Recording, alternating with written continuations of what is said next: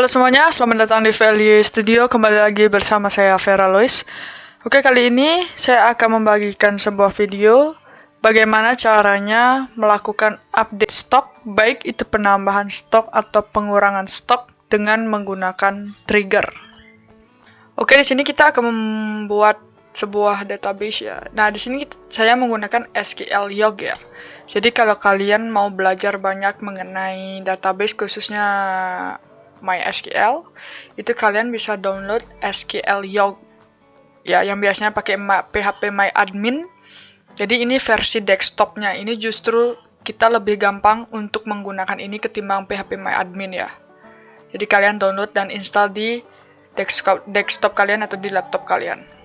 Oke, di sini kita klik kanan di root at localhost, kemudian kita create database. Kita buat nama database-nya misalnya adalah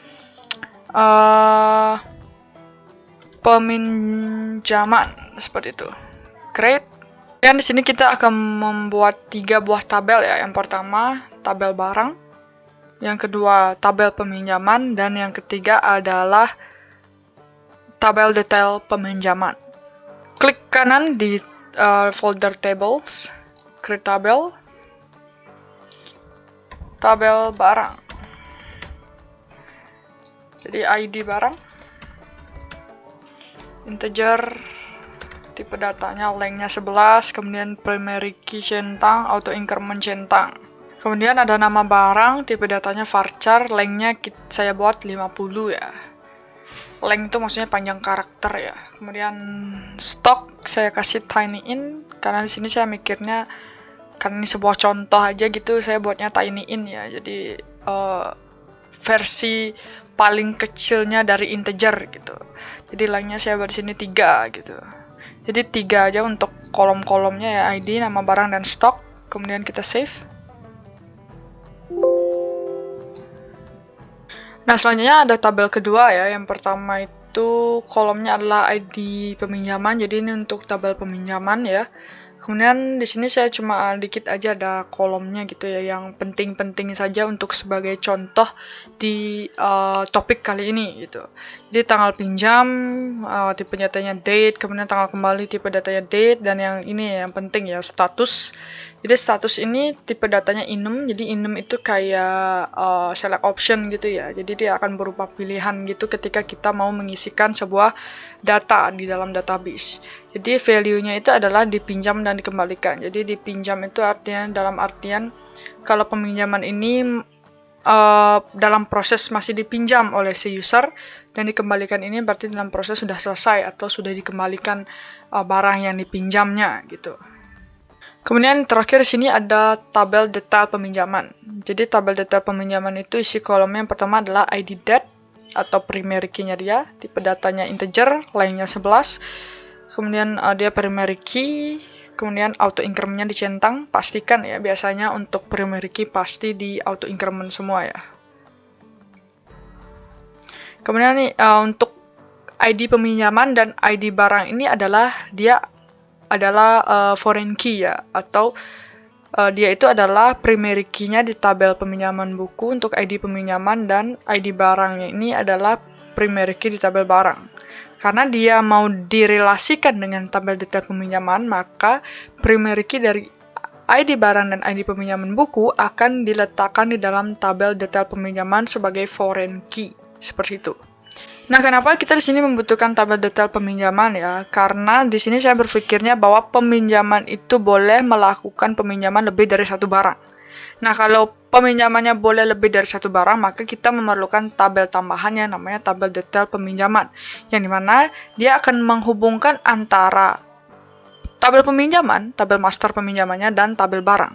Jadi peminjaman 1 gitu, misalnya dia meminjam barang 1 dan 2 beserta dengan jumlah barang yang dipinjam. Seperti itu akan tercatat di tabel detail peminjaman. Nah, setelah membuat tabel-tabelnya, sekarang kita akan relasikan ya. Ini kalau di SQL Log itu klik file, kemudian new schema designer, kita akan direct tabelnya seperti ini ya. Atau diklik 2 kali juga bisa ya, untuk memunculkan tabelnya dalam schema designer ini. Pertama kita akan merelasikan antara tabel peminjaman dan tabel data peminjaman. Berarti kita klik foreign key ID peminjaman di dalam tabel data peminjaman. Ini kita geser ke ID atau primary key dari tabel peminjaman. Kita lepas, maka akan ada seperti ini ya.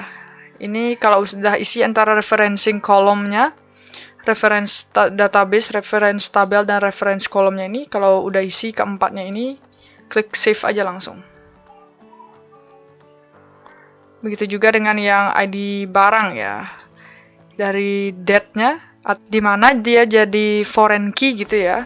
Itu yang harus kita klik terlebih dahulu. Tapi kalau misalkan dari PHP My Admin, dia itu dikliknya itu mulai dari gini ya, tabel master ya. Jadi misalkan nih barangnya ini adalah kan tabel master ya. Jadi misalkan tabel barang ini mau direlasikan dengan tabel date peminjaman gitu ya.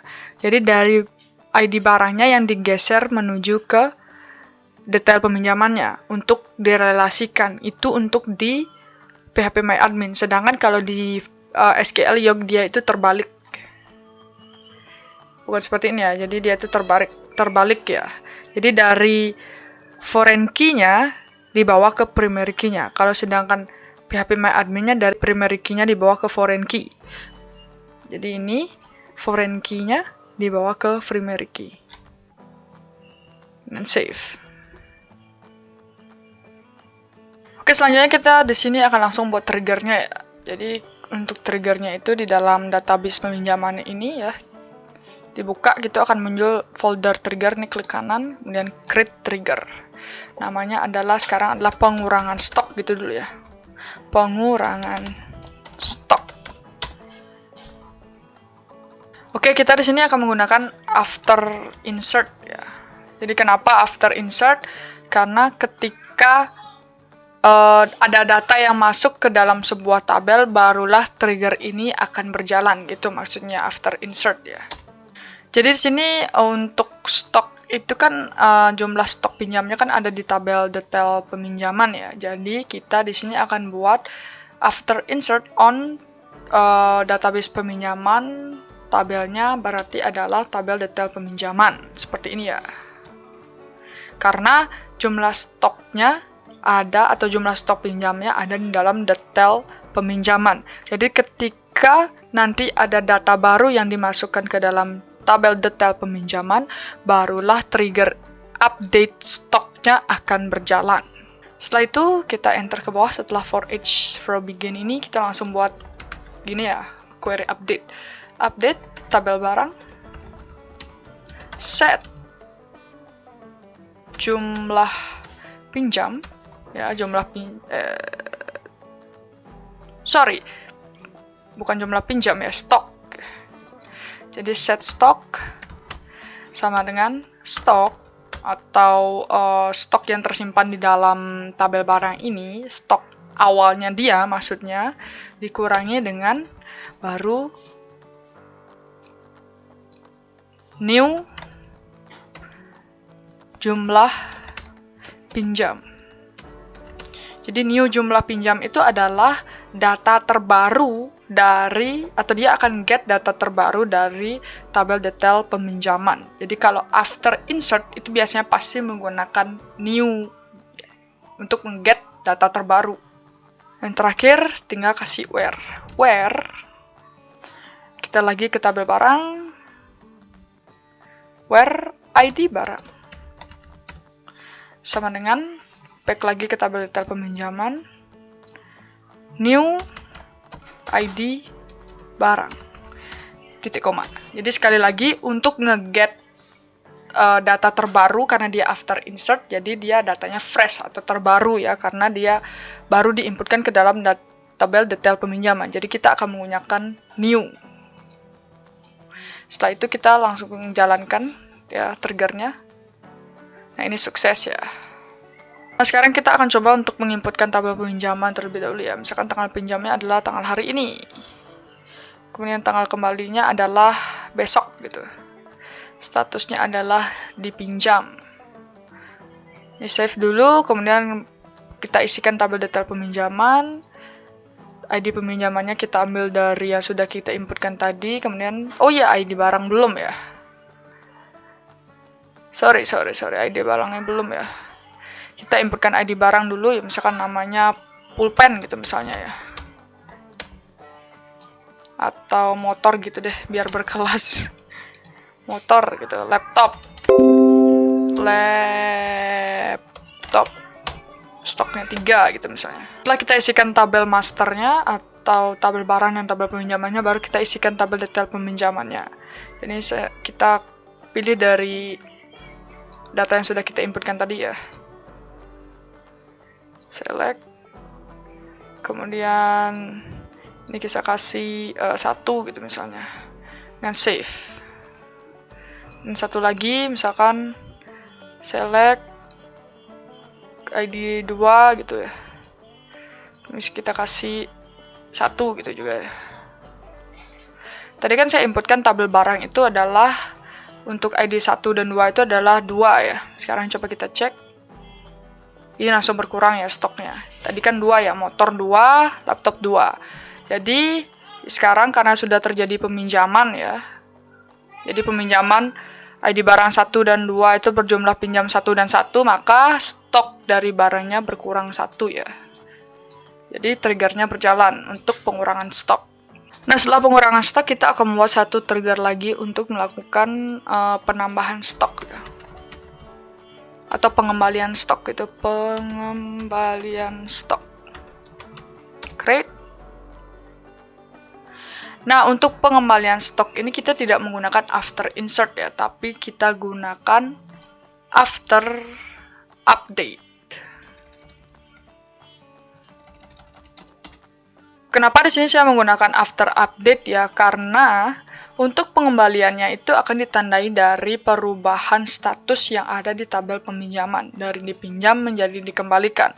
Otomatis, untuk menjalankan trigger ini, dia akan after update ke dalam tabel peminjaman untuk dapat menambah atau mengembalikan stok yang sudah dipinjam dalam pengurangan stok yang ketika dia dipinjam.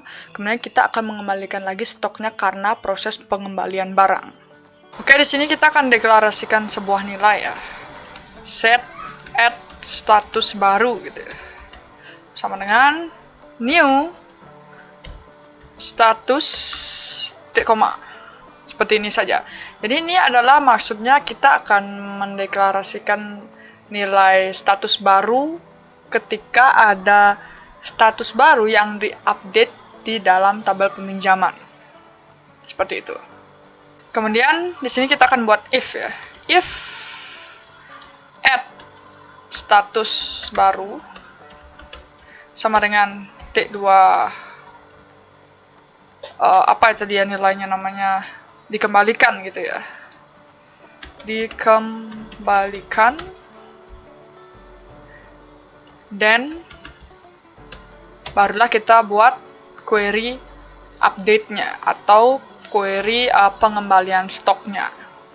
Kalian pernah dengar update inner join nggak sih? Jadi kita akan menggunakan update inner join di sini ya. Jadi coba perhatikan query ini ya. Jadi update tabel barang ya, inner join tabel date peminjaman. Kenapa dengan tabel date peminjaman ya?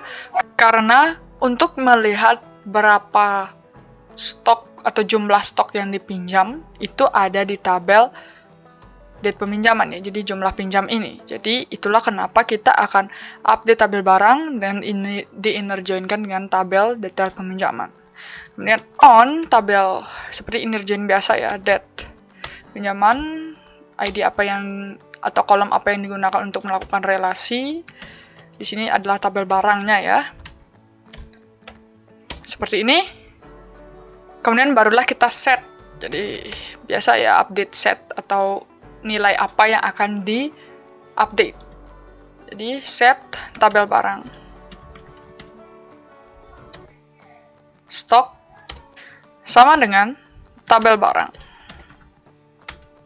Stok, ini maksudnya stok awalnya dia itu berapa, kemudian ditambahkan dengan tabel date peminjaman, jumlah pinjam. Seperti ini. Kemudian barulah kita where Ini where-nya kita bawa ke bawah ya.